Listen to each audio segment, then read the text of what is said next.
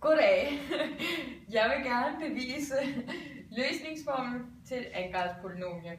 Og måden vi skal bevise det på, det er, at vi vil gerne ende ud med løsningsformlen, som er her. Og det vi først gør, det er, at vi får en god idé. Og den gode idé, det er gange 4a på ligningen. Så vi siger 4a i anden, x i anden, plus 4abx plus 4ac. Og så på den anden side, så bliver det jo bare 0, fordi 4a gange 0, eller bare noget gange 0, det bliver jo 0. Og så får vi en god idé igen. Og den anden gode idé, det er, at vi vil gerne plusse diskriminanten ind. Og den har jeg skrevet her. Så vi putter diskriminanten ind på begge sider. Så vi får den lange smør igen. X igen, og så plus 4abx plus 4ac. Og så har vi plus b i anden minus 4ac er lige med b i anden minus 4ac.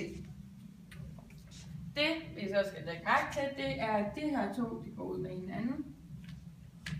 Så jeg skriver lige pænt ind igen til næste linje. Så vi får 4a i anden, x i anden plus 4abx plus b i anden og lige med b. Nej, det vil vi ikke skrive sådan. Vi skriver bare d i stedet for, fordi det er jo det samme på den anden side. Så vores tredje gode idé, det er at bruge en kvadratsætning. Og den kvadratsætning, vi har tænkt os at bruge, det er den her. Så vi vil så se på, hvad ligner hinanden. Og først ved vi skal bruge en parentes. En lidt flottere parentes. Sådan. Og så kigger vi på, hvad der ligner. Vi har b'en her, og det har vi også her. Så vi har b her, og det er jo plusledet, fordi resten af ledene, de er også plus. Så vil vi kigge på, vi har i anden her, og det har vi også her. Så vi ved, det er den, vi skal have i vores parentes. Men så skal vi først lige til kvadratroden af det. Og kvadratroden af x i anden, det er x. Kvadratroden af a i anden, det er a. Og kvadratroden af 4, det er 2. Og lige med d. Nu vil vi egentlig bare gerne isolere x, så vi kan få vores løsningsformel, der er her. Det er jo den, vi gerne vil ende ud med. Så det vi gør først, det er at opløfte parentesen, eller på i anden væg. Og det gør vi ved at tage kvadratroden af det. Så det skal vi gøre i begge sider. Og det vi skal huske på, det er når man tager kvadratroden af noget, så er det kvadratroden af både minus og plus. For eksempel hvis man tager kvadratroden af 16, så kan det være løsningen, det kan både være minus 4 eller plus 4. Da noget opløftet i anden, det er altid positivt. Så det kommer til at stå plus minus kvadratroden af d på den her side. Og kvadratroden af det her, det bliver jo bare b plus 2ax.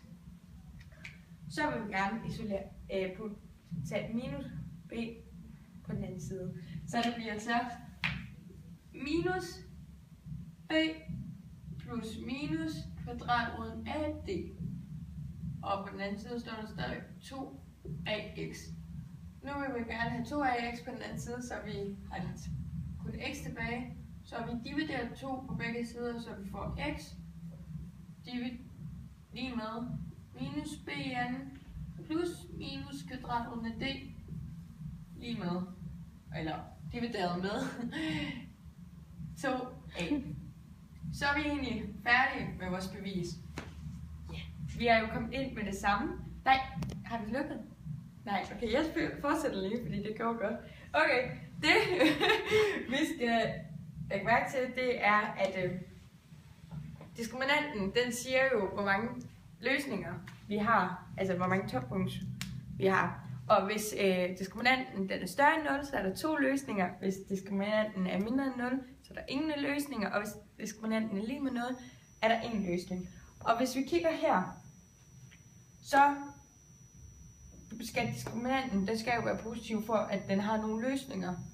Og vi ved, at noget i anden, det er altid positivt. Så hvis vi sætter et negativt, altså hvis det her bliver til et negativt tal, så er det jo bare røv, så passer det ikke. Så den har ingen løsninger. Og hvis vi sætter 0 ind på D's plads her, så er kvadratroden af 0, det vil jo egentlig bare blive 0. Og plus minus 0, det er også bare 0. Så der vil bare stå 4, eller minus b, divideret med 2a. Så den kun har én løsning. Så vi har bevist, nemlig løsningsformen til en andengradsligning.